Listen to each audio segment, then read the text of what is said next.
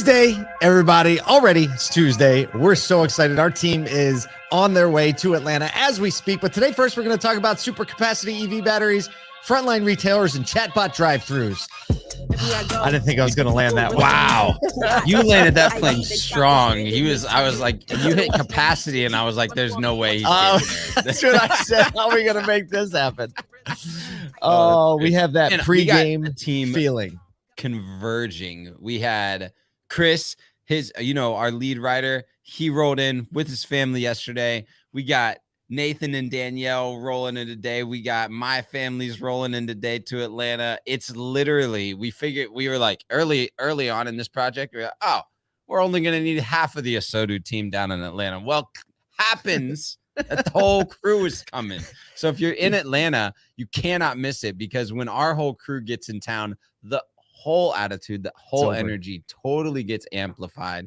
And it's going to be a ton of fun tomorrow night. So if you don't know, AsoduX.com, you can get tickets tomorrow night at the Buckhead Theater, just north of downtown Atlanta. We're doing another More Than Cars screening, and we're doing the Live Tonight show. So if you haven't seen More Than Cars on a big old screen, or you've never seen the Live Tonight show, you got to catch it, because we got a full band and giveaways and some of the best guests you've ever heard of this side of the East. And Kyle's going to let me pick out his tie. So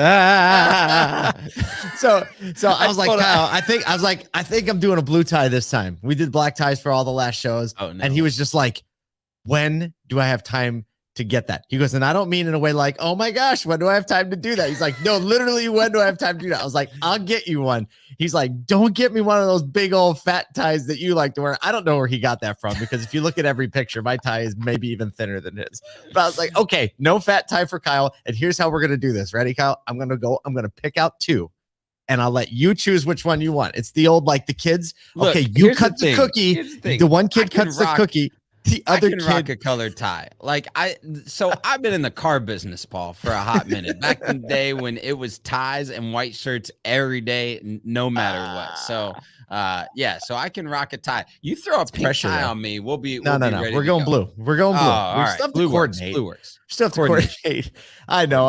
Okay. So we're heading into Atlanta. We hope you join us. We looked at the registration list, and there's probably going to be a couple hundred people there. And we have technicians, accounting office, marketers, salespeople. We have the whole representation of the industry up in this place. We got NBC people coming. Which is cool. I hope the NBC people see More Than Cars, because there's a little bit of synergy there. I don't know, a lot going on. But for today, we have to talk about some news. We got to get to it. That may be why you're here. Maybe not, but maybe you are. Hey, bonjour, Tony. I love it when people in the live stream comment in French. Tony, Tony was, I know this. I got a little insider news. Tony was just in Paris.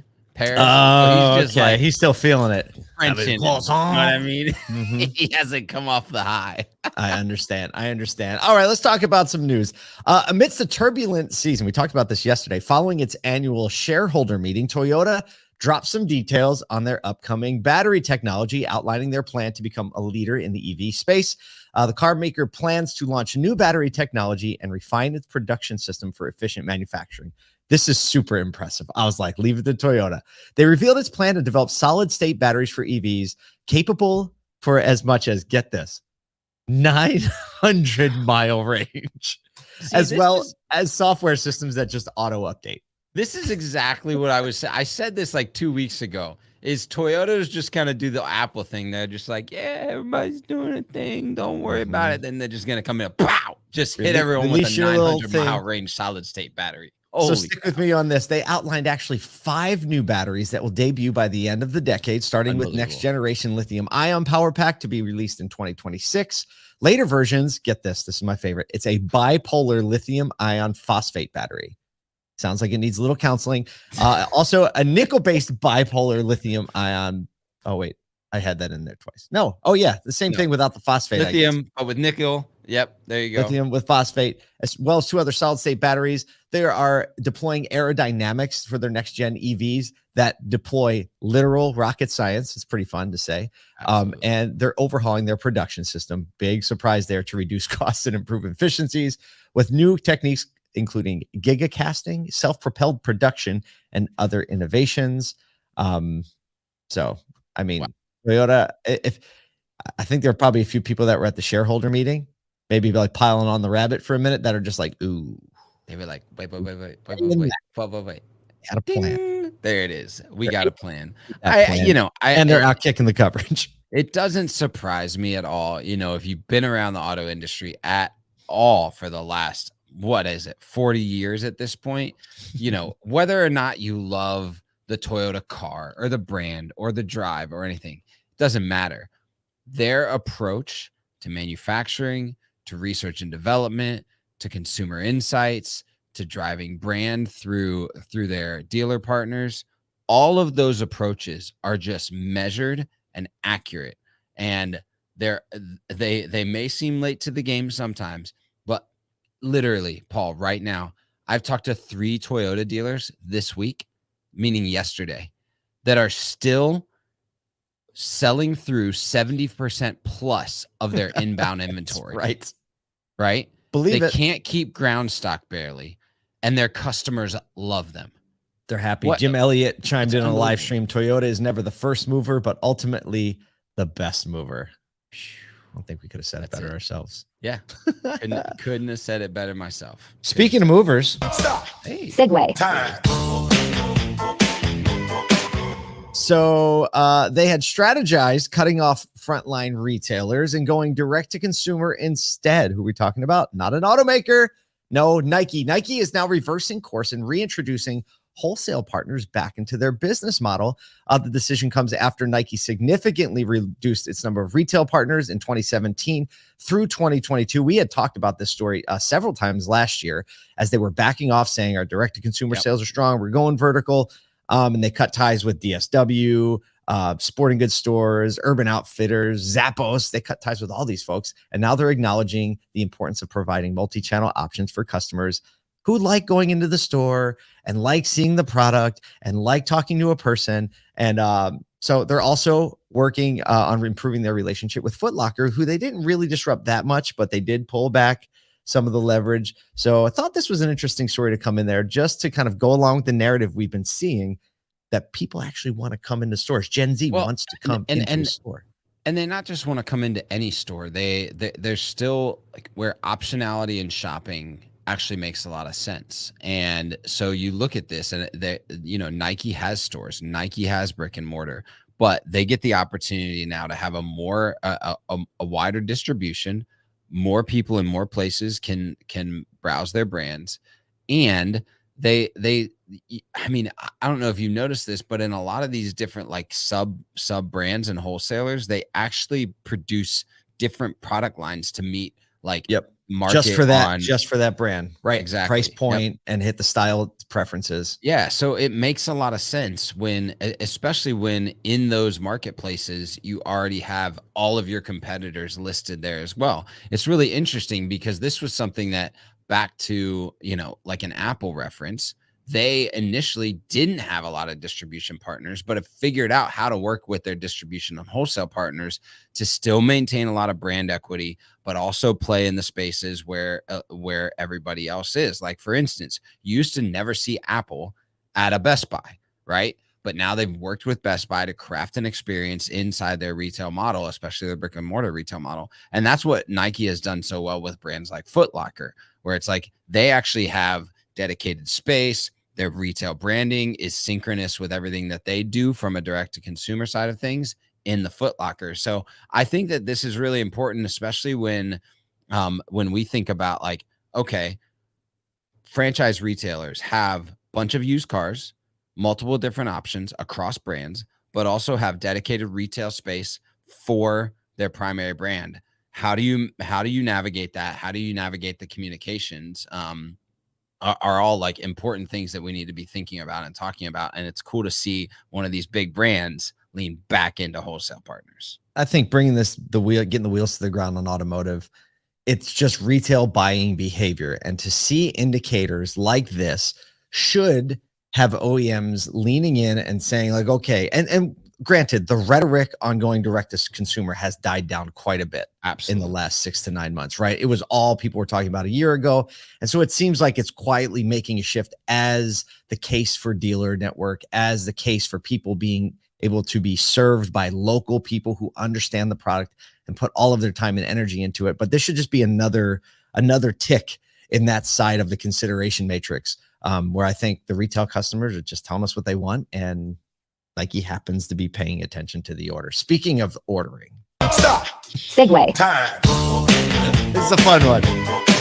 Well, so if AI is going to dominate all of humanity, they first need to do one simple task that every teenager is tasked with, and that's figure out how to take an order for burger and fries correctly. It's being tested in various fast food. The teenagers know how to do that?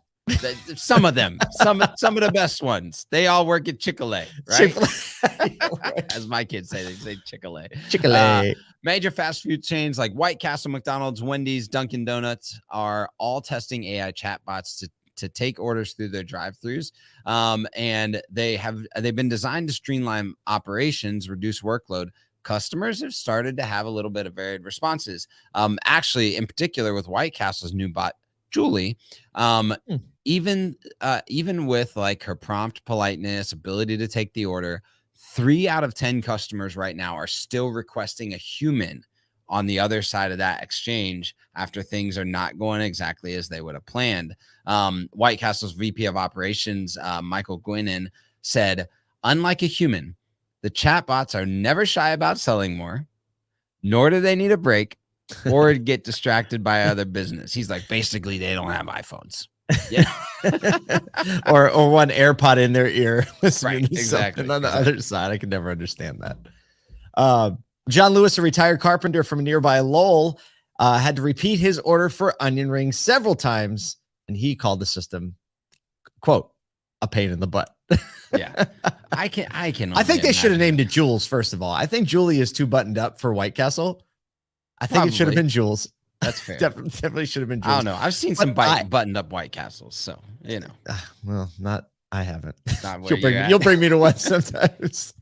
And so, but I think that it'll just get better. I think that I would prefer a bot based on my drive-through ordering experiences, not a Chick-fil-A, but everywhere else. And the upselling, and kind of skimmed over it in this article, but the upselling capacity of a bot. Just think of like how McDonald's did those 99-cent apple pies or whatever, that always will ask, would you like to upsize? Would you like to add a chocolate chip cookie to your order for just 99 cents? Like, you think of just the at bats that it's going to get to upsell on those high margin items that are just tacked on for $1, $2 at the end of the meal. I think that's going to probably be one of the biggest impacts of the chatbot. It'll be one of the biggest impacts to bottom line, but I suspect that there may be a move away from drive-through ordering systems where that becomes so much of a part of the system. Like, we've been talking a lot about, the tipping at like a coffee shop or any local restaurant that uses like Square app or anything like that. And this like slight level of anxiety when paying that happens, wondering whether or not you should be tipping based on like how you would tip at a regular restaurant. Yep. I think that same anxiety is going to creep in. Like, initially it's going to be fun. It's going to be cool. But I think they're going to have to balance like how they engage with customers and how often they're asking the questions, because I personally can imagine I would just quit going to these places every time I'm like, no, I don't want the apple pie. No, I don't want the apple pie. No, I don't. I feel less pressure when it's a bot. Oh man. Do you want apple pie? No. Maybe, like, yeah. You can, like, some people are just super rude to bots. I'm not going to, I can't even be super rude to bots. And you're the same way. Her name's Julie, like, Paul. No, not Julie. Even that, because we've been kind of like screen sharing while each of us have been using like Chat GPT, and both of us still use the word please. That's true. Is that true? Like, will you please do this? Like, I know. Oh, no, I feel terrible about it. You shouldn't. I think it's just something about your character, that you just have that level. And I think it's good to build that in. And look, the last thing I want to do is teach my kids to just boss things around. Like, my 3-year-old bosses enough around at 3. So it's like, you know what? Be polite to the bot. Be polite to the bot. Why? Because it says something about you. What a way too. to end our day. If you're polite to the bot, let us know. Or if you just bark orders at it, that's cool too. Let us know in the comments. If you're going to be in Atlanta, so2x.com or the live stream will be on Thursday. You can catch that there as well.